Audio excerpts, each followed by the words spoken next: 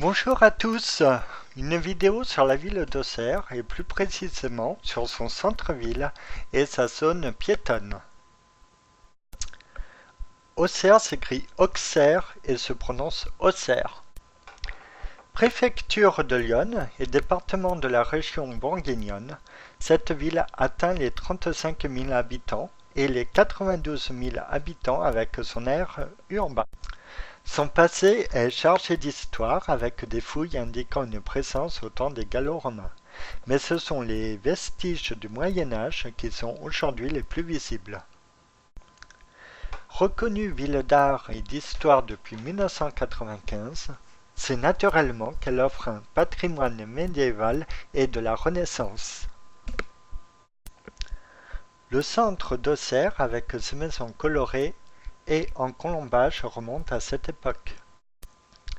Un des monuments les plus connus d'Auxerre est la tour de l'horloge. Située au centre-ville dans le quartier médiéval, appuyée à la tour, une chambre contient le mécanisme de l'horloge. La particularité de l'horloge provient de ses deux aiguilles. Distinctes l'une de l'autre par le soleil ou la lune plantée à leur extrémité, elles donnent les mouvements solaires et linéaires. Tout près se trouvait la maison de Cadet Roussel.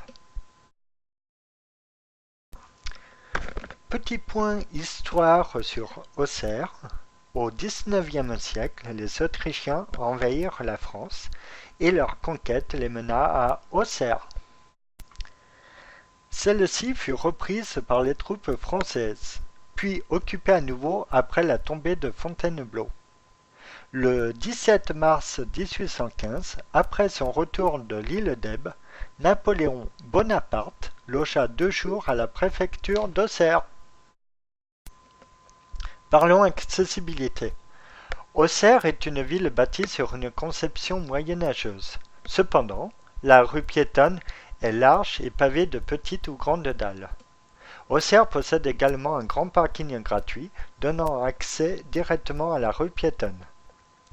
Le déplacement à pied, poussette et fauteuil roulant se fait sans problème. Seul bémol, la plupart des commerçants du centre-ville ont une ou plusieurs petites marches pour accéder à leurs boutiques ou espaces extérieurs. Pour faire face à cette difficulté, de nombreux magasins ont imposé sur leur devanture un autocollant avec le symbole handicap. En effet, ces commerçants proposent des rampes d'accès amovibles, permettant ainsi l'accessibilité à leur espace de vente. Cela dit, certaines boutiques disposent déjà de rampes ou un accès de plein pied. L'économie auxerroise est majoritairement tournée sur son patrimoine, le tourisme et les produits du terroir. Il existe une zone commerciale dans le quartier dit les Clairions en périphérie de la ville. Cette zone fait du tort à la fréquentation du centre-ville qui se dégrade. Les récents événements n'aident pas à la hausse de la fréquentation du tourisme. Merci d'avoir regardé cette première vidéo dédiée à Auxerre, sa zone piétonne et son centre-ville. La deuxième vidéo de cette ville sera consacrée à l'aménagement de son quai et son jardin public. C'était Lolo, à bientôt!